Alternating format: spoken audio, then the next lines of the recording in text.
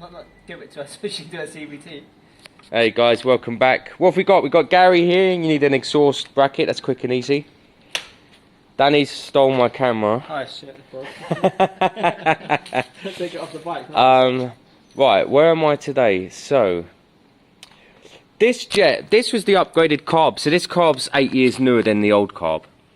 The jetting on this is a 98 main. The jetting on the old carb was 108 main, so it was higher fueling. I can only assume that was for some sort of, like, you know, emissions thing or something. Now what I want to do is I want to put the 108. If it was running 108, it needs to run 108. So, I want to pop this carb off again one more time, chuck in the 108 main jet, and then put on the airbox. Now I've got a bit of custom airbox connection. It's this pipe here. It's 50mm, it's the right size. It is an air induction pipe. It's a car one. I obviously have to chop it, but I think that's quite cool. So I'm going to be using that for the air pipe. It's really big and wide, so we'll be putting plenty air in, hence why we need the bigger main jet as well. So, you guys would have seen not long ago in the last video, well, earlier in this video, that this does start, run and ride. But I want to get the jetting right, and once I can run it up and down the road, I'll start looking at brakes and horns and anything else that's needed. So guys, I've switched a 98 to 110 main. I've gone 2 up because we're running a Malossi air filter. Should run well. Alright guys, I ran a brand new fuel line again because the fuel filters I was using and the fuel line, I think it was too small. I didn't like it. This bike needs plenty fuel. So new thicker fuel line. I'm going to let it sit for 5 to 10 minutes idle, just loosen it all up.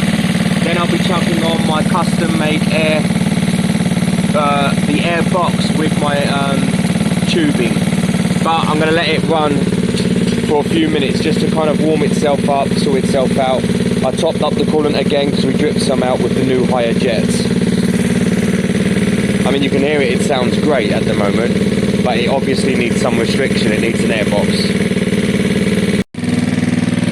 So guys, airbox is on, it's not seated correctly yet, but it's there. We're just checking for air delivery. Currently, it revs okay-ish. Third. Half. 4.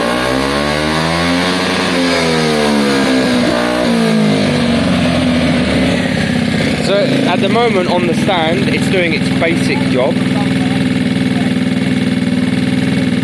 But it don't count until we're out there really on the road, does it? So I'm going to give it a quick spin. Charlie testing the bike.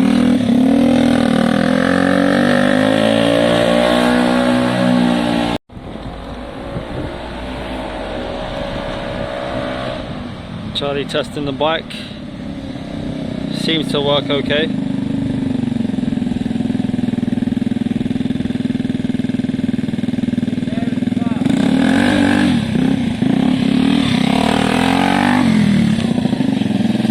Saying the tyre's a bit flat, needs a bit of air in the tyre.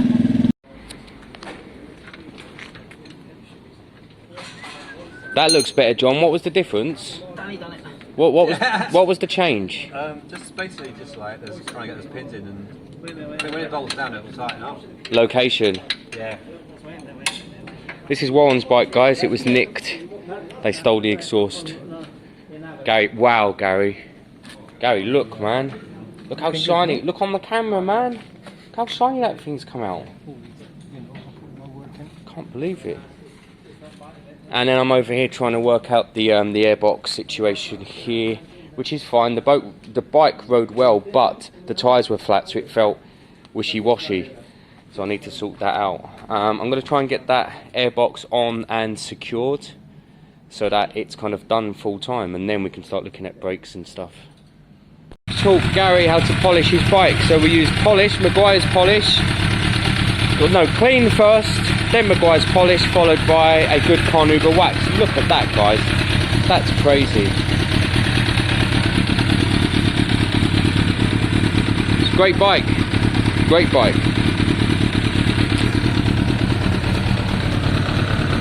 Oh, he's got half a tank of fuel.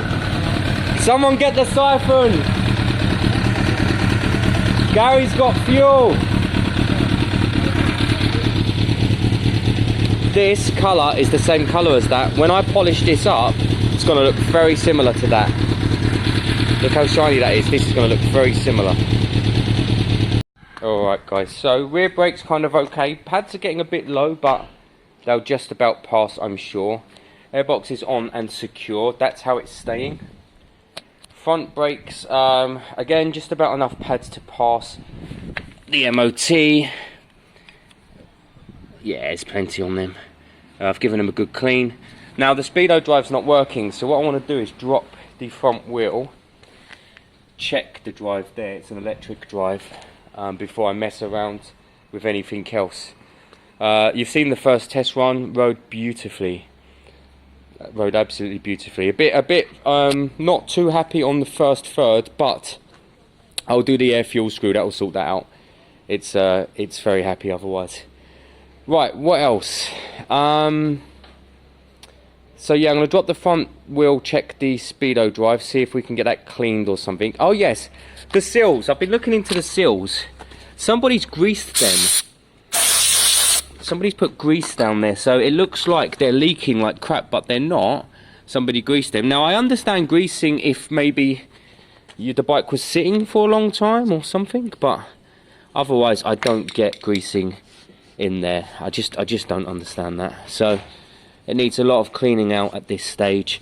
I bounced the other side. It wasn't leaking. That was good. This side seems worse to me, so I'm going to clean out the grease, give it a good bounce.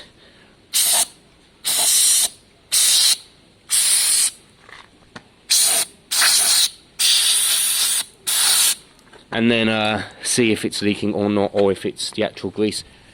Oh, what's that? Is that the red paint coming off?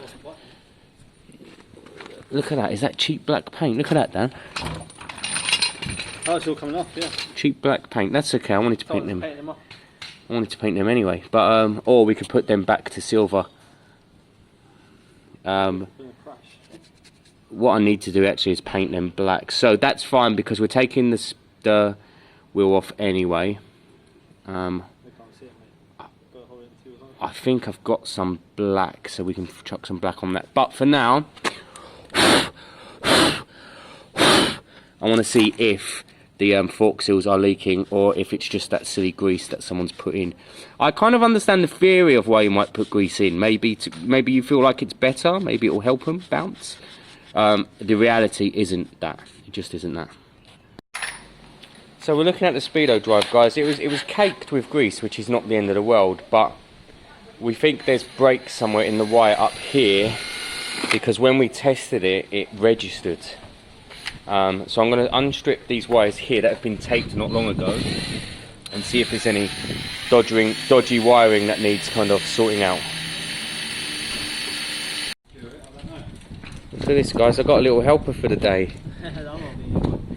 Today's been busy. Sultan popped in, John's here.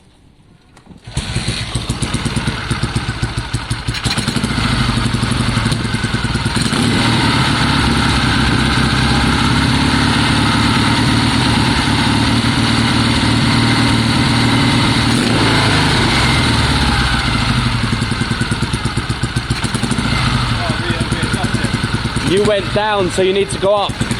Because you went down because of the fuel. So now you'll need to go up a little. Guys, we're kind of mocking this together so that you can see basically at this stage what the full bike looks like out of kind of curiosity.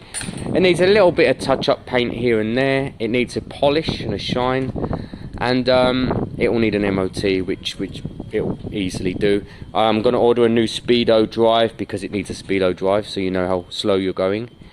And that's it, really. I mean, you can polish a turd as much as you want, but it's you know, it will still be a turd at the end of the day, won't it? So look, it's looking like a bike though. That's pretty cool. So guys, you've just seen a couple of test runs. I don't normally do paint like this where I'm masking up around it, but this bolt's rounded off that I'm going to have to sort out soon. I'm going to lose this front wheel, I'm going to tape up the mudguard, but basically I want to give the shocks a bit of a spruce up. So that will involve, you know, scuffing them up, and then tacking on a couple of tack coats, a couple of gloss coats, and we'll get these forks looking good again, because I did that with the brake cleaner or something yesterday by mistake. Really, you need a good top coat, which I have. I have a good protection top coat, because if you are going to be spraying around these areas every now and again. So, a couple of layers of thick black gloss, a couple of layers of gloss shine protection coat, and then these forks will look great again. Front panel there, I've put on some of my black, as in I've put on some of the you know, the tough black, but I think I'm going to smooth that down and go gloss black on that as well with a protective layer. So at the moment that's kind of where I'm at here. So guys, we've got one light tack coat on already. I generally do 3 or 4 tack coats and that covers up most of it, and then I do a couple of heavier wet coats. You don't need to worry too much about things sticking to it or anything like that. I've got a little something there already, because you can always sand it down a touch after to get a good shine. So tack coats at this stage should take about half an hour, 45 minutes, kind of tack coats, a couple of wet coats, and then I'll leave it like this. I'll chuck the cover back on and I'll leave it kind of hanging like this overnight. Really, it'll be safe in regards to the wind. It's tucked away in the corner. So coat 2, the thinner coats are building up there guys, which is great. It don't even matter really if the thinner coats build up all the way to a nice shine. I don't really particularly want an overly shiny shine, but it's fine if it happens. Yeah, like I said, there's no wet coats there yet, so I think 2 more light coats like that, and then a couple of wet coats, and then we'll leave it be. Alright guys, so I've mocked the front wheel on for now, just to help it be stable while it sits. I'm going to put the cover on again, that will stop it touching the forks, and then leave it overnight. You alright? Yeah, I'm good, yeah. Rab Jab's here guys. These lot, a lot of people ask about you a lot. For a couple of months. I don't know why. Did you see the video of Warren in it yesterday? Well, one.